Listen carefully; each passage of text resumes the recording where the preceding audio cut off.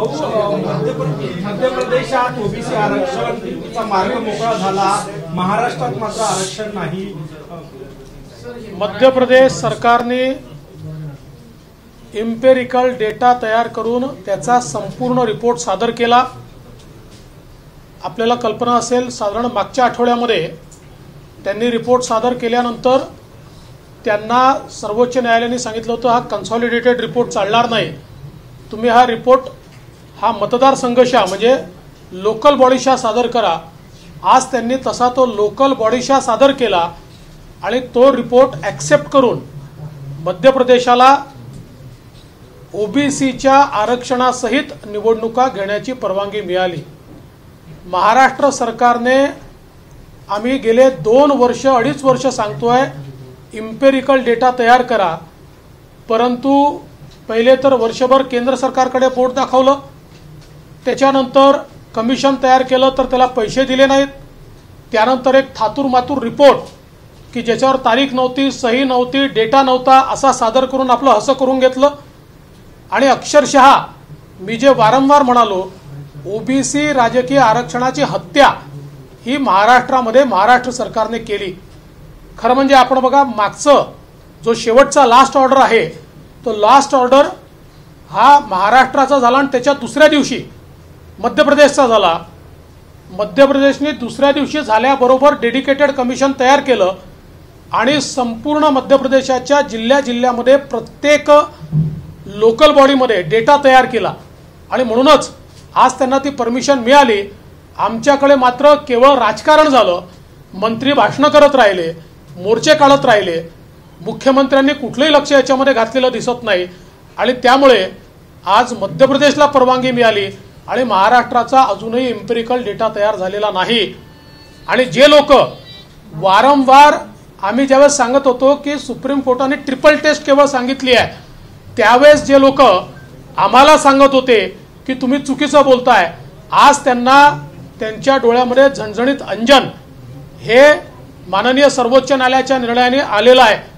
खरं म्हणजे हे सगळं प्रोसेस 1.5 वर्षापूर्वी पूर्ण करून आपण या संदर्भात कंप्लीट आरक्षण देऊ शकलो असतो, कारण ट्रिपल टेस्ट पूर्ण करा अशा प्रकारचा पहिला आदेश 13/12/2019 ला आलेला आहे। म्हणजे आता जवळजवळ 2.5 वर्षापेक्षा जास्त त्याला होत आहेत आणि अशा या परिस्थितीमध्ये हे महाराष्ट्र सरकारचं फेलियर आहे, नव्हे तर ओबीसी विरोधी नीती आहे की ज्याच्यामुळे खऱ्या अर्थानं महाराष्ट्र सरकार ओबीसींच्या आरक्षणाची हत्या करून आणि आज या ठिकाणी आपल्या समोर त्याच वेळी मध्य प्रदेशला मात्र एम्पिरिकल डेटा सबमिट केल्याबद्दल परमिशन मिळते आहे। मला असं वाटतं की या सरकारमध्ये जे जबाबदार असतील त्या जबाबदार लोकांनी राजीनामाच दिला पाहिजे। महाविकास आघाडीचे मंत्री म्हणतात की जो निर्णय मध्य प्रदेशसाठी लागू झाला तो महाराष्ट्रात व्हायला पाहिजे, काय वाटतं? सुप्रीम कोर्टानेच म्हटलं आहे की या सगळ्या राज्यांना लागू आहे, पण मध्य प्रदेशने ती कारवाई पूर्ण केली। जेव्हा महाराष्ट्राला सांगितलं होतं एम्पिरिकल डेटा तेव्हाच मध्य प्रदेशाला सांगितलं होतं एम्पिरिकल डेटा। मी आता ऑर्डर वाचली, त्या ऑर्डरमध्ये स्पष्टपणे त्यांनी म्हटलं आहे की यांनी लोकल बॉडी शहा एम्पिरिकल डेटा ट्रिपल टेस्ट पूर्ण केली आणि म्हणून या संदर्भातली परमिशन आम्ही देतो, इतकं क्लिअर म्हटलंय। हेच आपल्याला करायला पाहिजे होतं, अजूनही ते करायच्या ऐवजी या ठिकाणी त्यांना लागू तर आम्हाला का नाही, सुप्रीम कोर्टाने लागूच केलंय, तुम्हीच करत नाही, तुमचा नाकर्तेपणा आहे, महाराष्ट्र सरकारचा नाकर्तेपणा आहे। क्या वजह है कि मध्य प्रदेश सरकार का एक्सेप्ट हुआ और महाराष्ट्र का नहीं, कौन जिम्मेदार है? देखिए, महाराष्ट्र को 13/12/2019 को ही बताया गया था ट्रिपल टेस्ट पूरा कीजिए। 1 साल महाराष्ट्र सरकार ने केंद्र की ओर उंगली दिखाई, उसके बाद कमीशन तैयार किया तो उसको पैसे भी नहीं दिए, स्टाफ भी नहीं दिया। उसके बाद कोई तो रिपोर्ट एक जो कमीशन ने कहा हमने तैयारी नहीं की, वो सुप्रीम कोर्ट में दी, सुप्रीम कोर्ट ने गुस्से में आकर उस रिपोर्ट को नकार दिया। उसी समय मध्य प्रदेश को आदेश मिला तो मध्य प्रदेश ने पूरी ट्रिपल टेस्ट तैयार करके रिपोर्ट सबमिट किया। पिछले हफ्ते जब उनका रिपोर्ट गया तो कोर्ट ने उसको ये कहा कि हमने आपको लोकल बॉडी सहित रिपोर्ट मांगा था, आपने कंसोलिडेटेड दिया है। उन्होंने तुरंत लोकल बॉडी वाइज रिपोर्ट ये सबमिट किया। आज उनके रिपोर्ट को मान्य करते हुए उनको ओबीसी आरक्षण के साथ मध्य प्रदेश सरकार को ये परमिशन मिली है। मैं मध्य प्रदेश सरकार का बहुत बहुत अभिनंदन करना चाहता हूं। और साथ में ये जो नकारा महाराष्ट्र की सरकार है, ओबीसी के राजनीतिक आरक्षण की हत्या इस महाराष्ट्र की सरकार ने की है। और अब ये तो स्पष्ट है कि ट्रिपल टेस्ट अगर महाराष्ट्र सही समय पर कर लेता तो यहां पर भी ओबीसी का आरक्षण लागू होता।